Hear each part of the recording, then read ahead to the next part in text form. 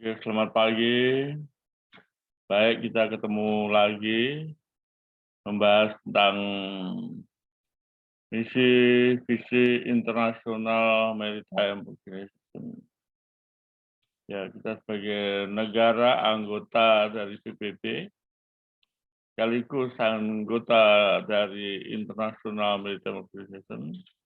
Bahkan kita masuk jadi salah satu Dewan Internasional Maritime Organization. Tidak berlebihan kalau kita mengacu kepada IMO, maka setiap kapal harus layak laut. Nah, mari kita bahas lebih lanjut tentang apa yang kita bahas hari ini adalah buku pelajaran baru. Ya.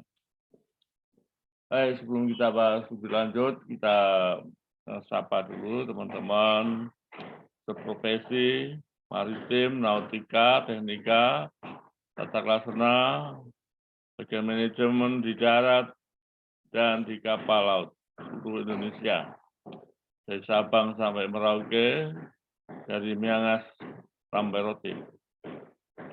Tentunya teman-teman yang jauh di sana, kami juga ingin menyapa di Asia, di Arab, ya, di Afrika, di Australia, di Eropa, di Amerika, yang kami banggakan.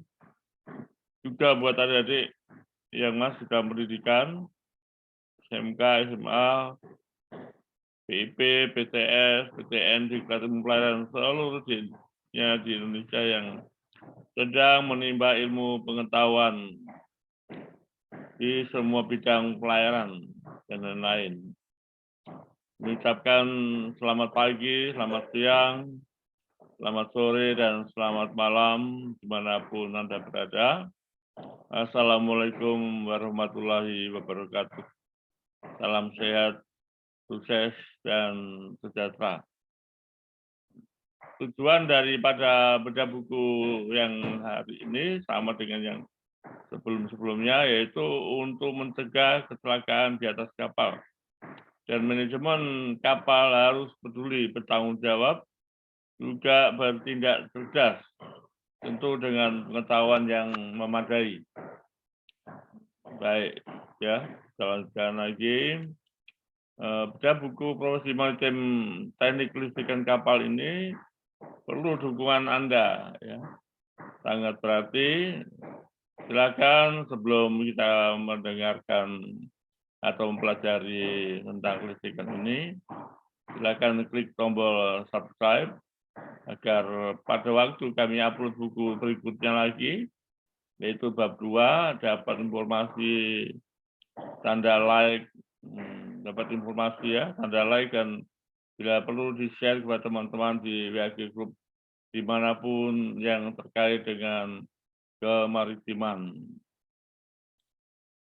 Saya akan tepat ya menjelaskan ini sudah dijelaskan lebih dahulu, bahwa kapal harus layak laut itu berdasarkan IMO, ya, bukan negara setempat, sektoral, tidak. Yang pertama bertanggung jawab, kalau saya urutkan urutan yang bertanggung jawab tentang kapal, yang pertama adalah pemilik kapal. Sepenuhnya pemilik aset sampai menjadi besi tua, let up, scrap, dan seterusnya. Yang kedua adalah biro klasifikasi yang membuat kapal sesuai standar regulasi komite IMO.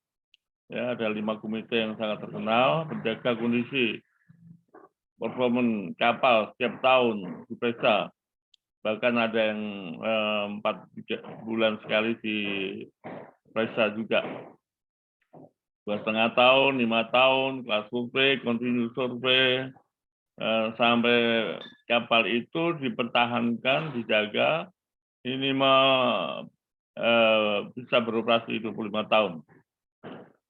Ketiga adalah kepala otoritas pelabuhan atau usaha bandar. Ini juga menjaga tentang sektoral bagian atau keselamatan dan keamanan. Karena beliau adalah yang memberikan surat izin berlayar atau SIB, jadi tentunya memiliki staf-staf yang ahli untuk memeriksa tentang peralatan keamanan, entah safety equipment, safety machinery, safety radio, dan seterusnya. Pemilik muatan juga kami cantumkan di sini yang keempat, karena beliau juga harus tahu, turut serta memeriksa kemampuan kapal itu, bisa nggak untuk memuat kapal-kapal benda yang muatan yang Anda akan pakai, ya, akan dikirim melalui kapal tersebut. Jadi jangan sampai muatan kemampuannya 100 dikasih 110 atau 150 itu berisiko tenggelam. Atau kapal penumpang yang muatannya 500 diisi 700 dan seterusnya, itu juga mempunyai risiko tidak layak laut. Yang kelima ada nakoda serta top manajemen lainnya, yaitu KKM, MAN 1, MASI 1. Dalam mengoperasikan kapal, kita tahu persyaratan sudah dipenuhi, bahkan semua sertifikat standar, ya, IMO, yaitu STCW Amandemen 2010 sudah dimiliki. Tetapi pelaksananya juga harus konsisten. Terapkanlah pengetahuan yang pernah Anda pelajari supaya kapal betul-betul layak laut. Nanti di modul-modul berikutnya kami akan lewati dengan sangat cepat. Nih ya teman-teman semua, ini apa, grup channel C1 ya, kami usahakan 10 channel. Ada 3 unit generator. Untuk kalau 3-nya bisa paralel dengan bagus, kita mengisyaratkan generator dan panelnya sangat bagus. Ini kita sedang mengadakan inspeksi pemeriksaan, dan tentu teman-teman bisa melihat sahabat-sahabat kami ada superintenden, yang terminal superintenden, ya kantor ada 2, dan kami sedang berbincang di sana ya. Di kapal 48.000 DWT dengan tenaga listrik yang cukup besar, karena pompa-pompanya juga banyak menggunakan tenaga listrik. Engine control room ya, saya sendiri pakai baju biru, baju perusahaan dari Medco Energy, dan ini perwira yang sebelah kanan, paling kanan ini nahkoda ya, atau kapten kapal. Yang kedua terminal superintenden, kemudian saya, dan ada pihak kantor ya. Saya lihat biar nahkoda maupun terminal superintenden juga ikut turun ke kamar mesin, dilakukan engine control room. Nah, apa yang kami periksa betul-betul akan ditandatangani bersama oleh semua jajaran top manajemen di kapal itu. Pendahuluan, kami ingin mengajak Anda semua mengenal ilmu pengetahuan tentang kelistrikan. Banyak engineer yang kurang paham, bahkan tidak mau belajar, lari-lari, dan ketakutan yang tidak beralasan ya. Kami harapkan karena seorang ahli listrik atau electrician itu di bawah chief engineer, di bawah masinis, di bawah kepala kamar mesin. Jadi jangan sampai seorang masinis blank tentang kelistrikan. Ini ya tidak kami baca semuanya, tapi secara singkat, perkembangan dan kemajuan dunia bidang kelistrikan semakin cepat dan sangat mengagumkan untuk disemangati sebagai suatu anugerah pengetahuan yang luar biasa dan untuk dipelajari oleh semua profesi di ilmu pengetahuan, secara khusus ilmu listrik perkapalan. Berita tahun 2010 IMARE ya, saya sebagai pengurus yang saat mengagumkan adalah lahirnya kapal pesiar terbesar di dunia, Oasis of the Seas ya, yang digerakkan oleh tenaga listrik dengan pembangkit tenaga listrik terdiri dari 3 unit generator. 3 unit generator masing-masing itu, waduh, cukup besar sekali ya.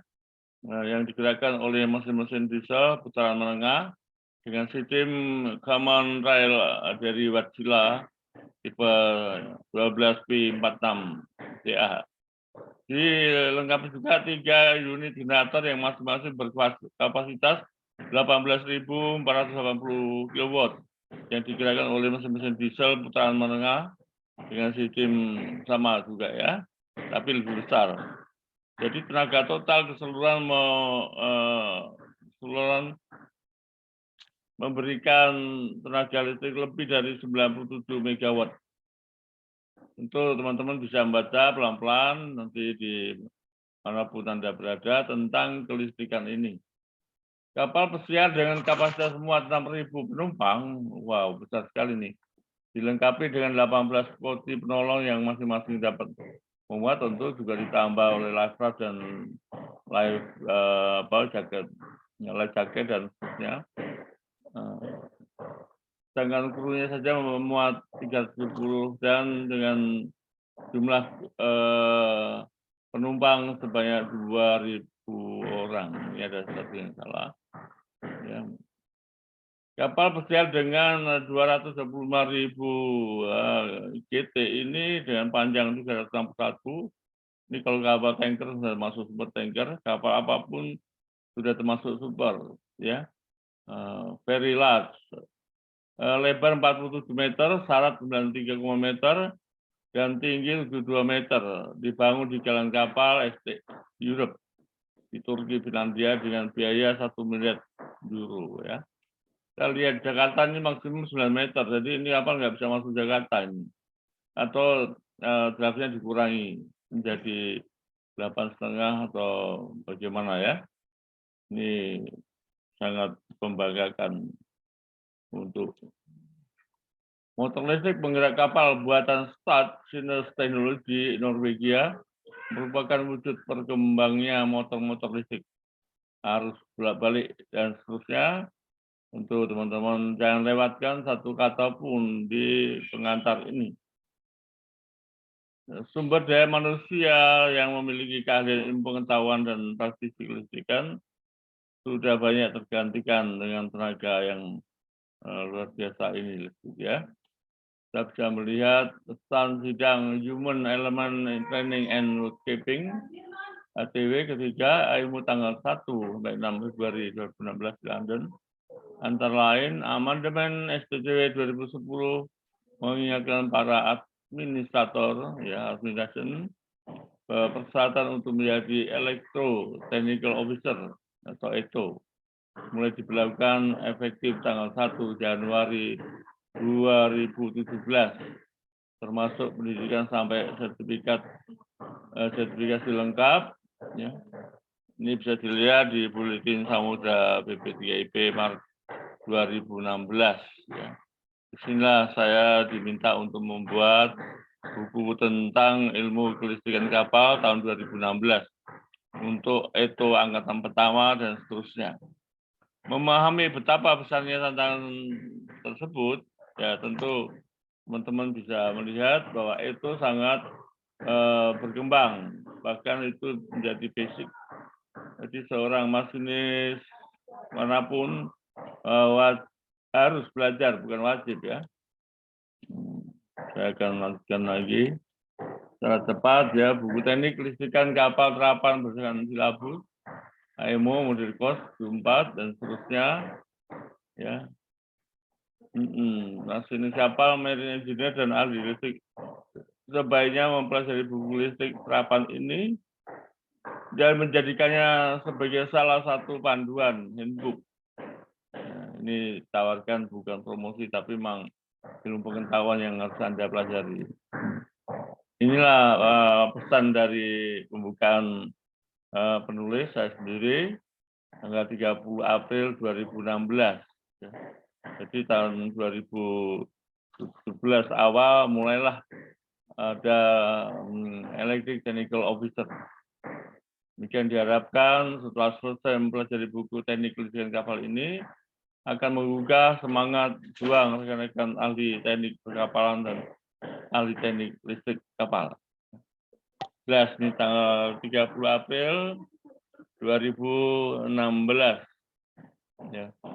Saya secara jujur diminta oleh Diklat untuk membuat buku listrik.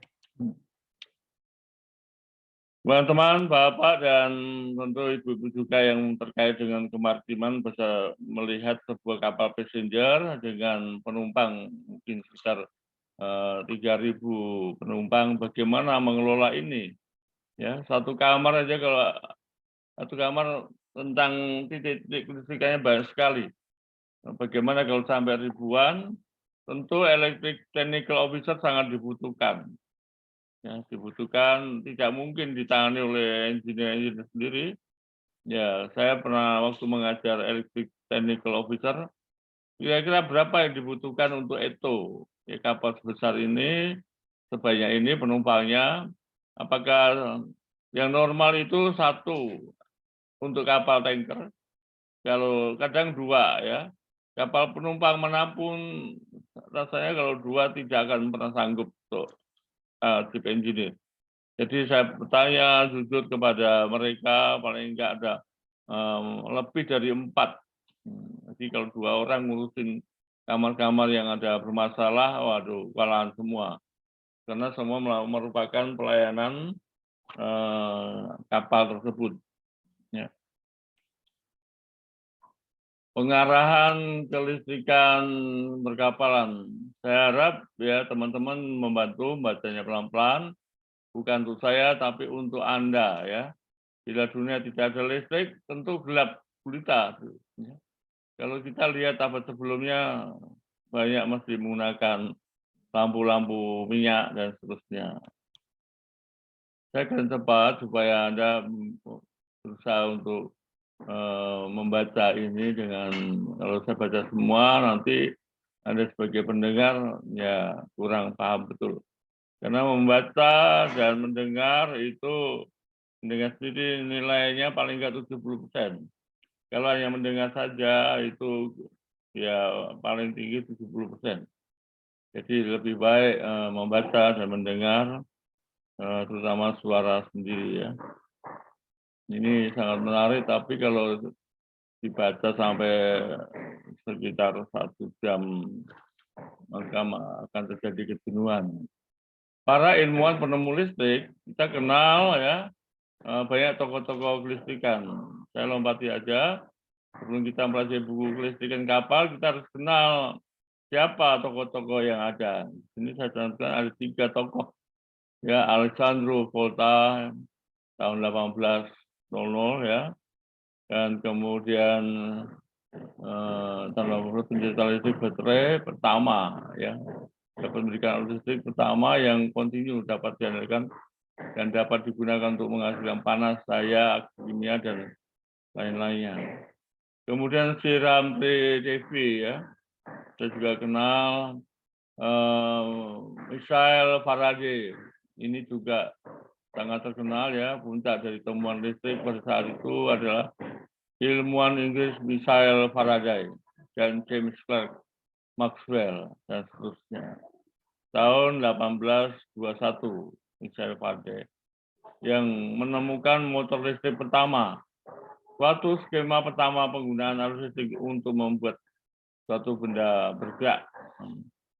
Ini betapapun primitifnya, penemuan Faraday ini merupakan nenek moyang kelistrikan. Kita lanjutkan. Nah, ini orangnya ya. Orangnya nyentrik, rambutnya gondrong, dan sangat serius dalam hal penelitian ini. Sehingga dia diberikan satu hikmat ya. Mau berangkat ya? Ya, kasih ya.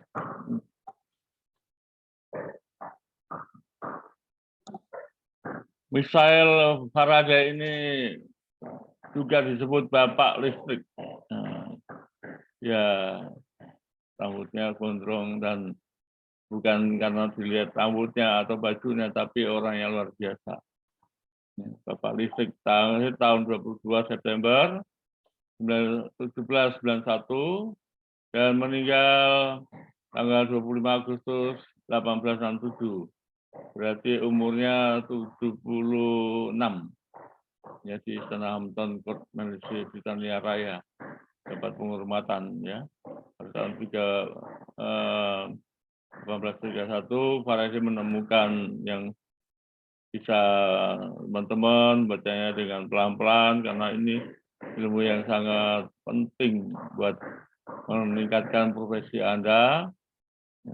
Kemudian ada hukum Faraday, ada elektromagnetik, ada elektrolisis, analisis, dan seterusnya.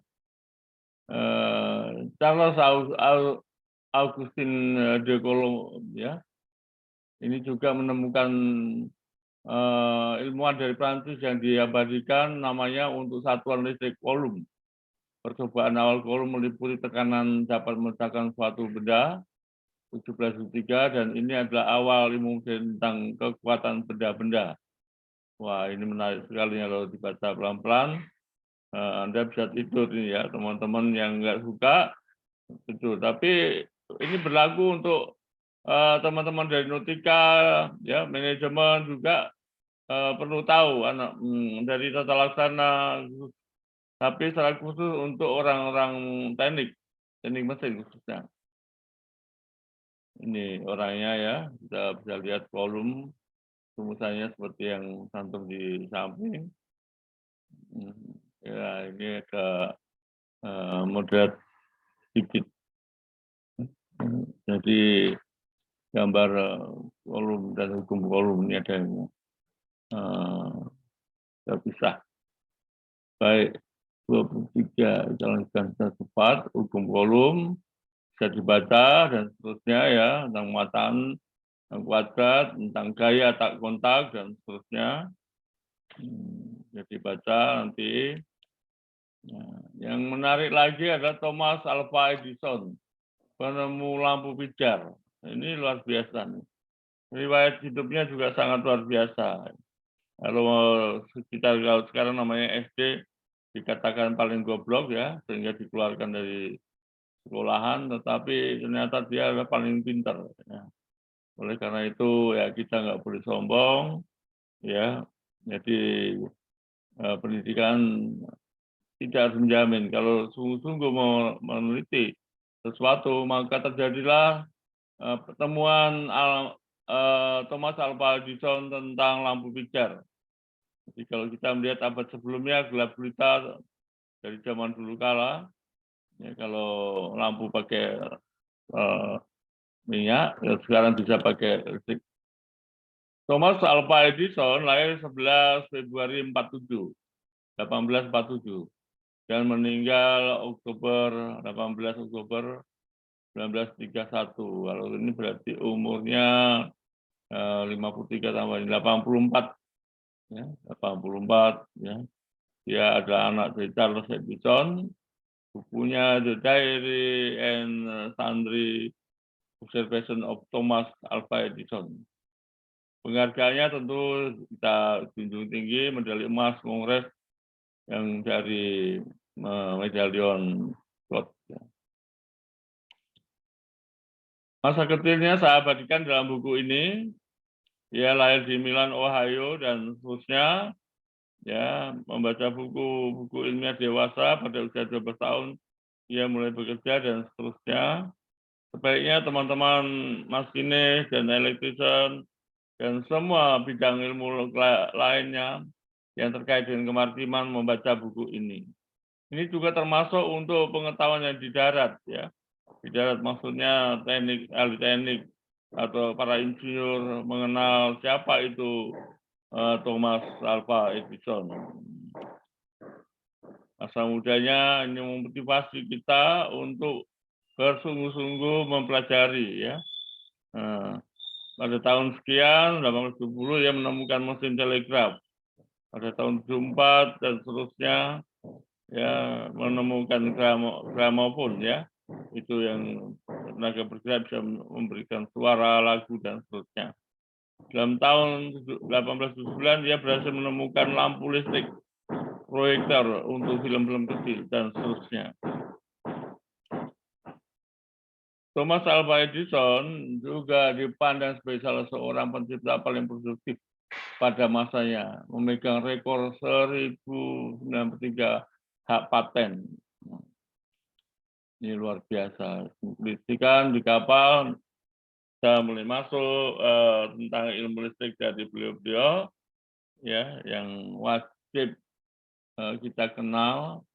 Juga teman-teman mempelajarinya dengan tidak cukup membaca atau melihat, mendengar, tapi juga apa yang dapat memotivasi kita. Ya.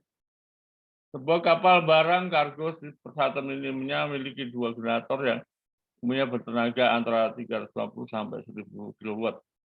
Ini betul-betul ya, kapal kami ada yang 3 unit generator. Minimum 2 ya, karena kalau breakout 1 masih ada 1 lagi. British Standard BS dan International Electrotechnical Commission IEC ini menetapkan definisi ini untuk menyeragamkan standar-standar kapal. Ya, saya bisa lihat di gambar sistem daya listrik, electric power system, ya, atau practical marine electric. Ini tentu cukup lama menjelaskannya satu persatu. Ya, teman-teman bisa melihat gambar ini secara santai, khususnya teman-teman dari ETO, Electric Technical Officer, atau ahli listrik yang belum mendapatkan kesempatan belajar lebih lanjut. Ini rumusan ini langsung saya tampilkan bahwa diagram-diagram gambar atau sirkuit DC maupun AC kita mulai mempelajarinya. Segitiga untuk 3 fase ya, tadi 2 fase, ini 3 fase ya. Hubungan bintang dan hubungan segitiga ini harus kita pelajari juga, ya, atau istilah hubungan bintang atau star dan hubungan segitiga atau delta. Sangat mudah dipelajari kalau kita belajar bertahap. Karena ilmu listrik adalah ilmu pasti. Jadi jangan lompat-lompat. Kalau lompat-lompat ya susah, ketinggalan. Ya, yang basicnya belum dipahami betul. Teman-teman, saya berikan contoh soal ini pelan-pelan juga bisa dipelajari ya. Contoh soal, hitunglah dan jawaban untuk merangsang kita mempelajari ilmu kelistrikan. Bukan hanya cerita atau legenda, tapi juga memang tidak bisa dipisahkan dengan perhitungan-perhitungan. Kira-kira demikian. Ini almamater saya ya di Akpen di Semarang tahun 73 masuk dan lulus 76. Kemudian di STP, IP ya, atau PLAP tahun 86-87 mengambil AMKB atau SATA-B-nya dulu, dan untuk masternya tahun 97 di BP3IP. Tentu kalau ada yang masih kenal saya bisa memberikan masukan-masukan yang bagus melalui WA saya, WA Group atau Facebook dan seterusnya. Experience saya hanya 3 perusahaan di Pertamina Shipping, kemudian sampai di Engineering juga, di Medco Energy sampai menjadi Marine Specialist dan seterusnya, dan di Trada Maritim terakhir sebagai Operation Manager untuk 2 offshore, menangani 2 offshore. Tentang dosen ya, saya setelah ambil pensiun dini atau early retire dari Pertamina, kemudian masuk di Medco dan tiap sore dan Sabtu saya mengajar di perguruan-perguruan tinggi ini untuk memberikan aplikasi, memberikan sharing pengalaman, sharing knowledge untuk ATT 5, 4, 3, 2, 1. Dan seterusnya sampai sekarang saya masih mengajar di BPIP dan SDIP. Juga satu penghargaan masuk anggota ahli Dewan Penguji Keahlian Pelaut dan seterusnya. Dan seterusnya. Yang terakhir kami diberi anugerah rekor muri 3 ya. 3 rekor muri ini, satu tidak pernah bermimpi, sama sekali tidak pernah bermimpi kalau anak bandel ini bisa mendapatkan 3 rekor muri. Ya, muri pertama diusulkan oleh Letnan Jenderal R. Suyono, mantan Ketua Umum PFI, Satu Perkumpulan Filatel Indonesia. Yang kedua oleh Kapten Mulder Mustafa, Direktur BP3IP, dan yang ketiga adalah dari Kapten Wiku Freddy Karuntu, MR, ya. Beliau ada Direktur STIP, juga Direktur BP3IP. Oke, kita percepat, ya. Mulailah setiap orang diberi otak yang segar, tentu dipakai untuk berpikir. Berpikir tambah berpikir, tidak ada perkembangan dunia ini. Dukungan Anda sangat berarti. Silakan klik tombol subscribe. Jangan lupa ya, agar pada waktu kami upload buku yang berikutnya nanti, yang kedua, ya Anda bisa mendapatkan informasi yang baru. Tanda like dan tanda share, Anda telah berbagi ilmu pada sahabat-sahabat Anda. Salam sehat, semangat, sukses selalu untuk Anda. Assalamualaikum warahmatullahi wabarakatuh. Salam sehat selalu. Terima kasih. Terima kasih.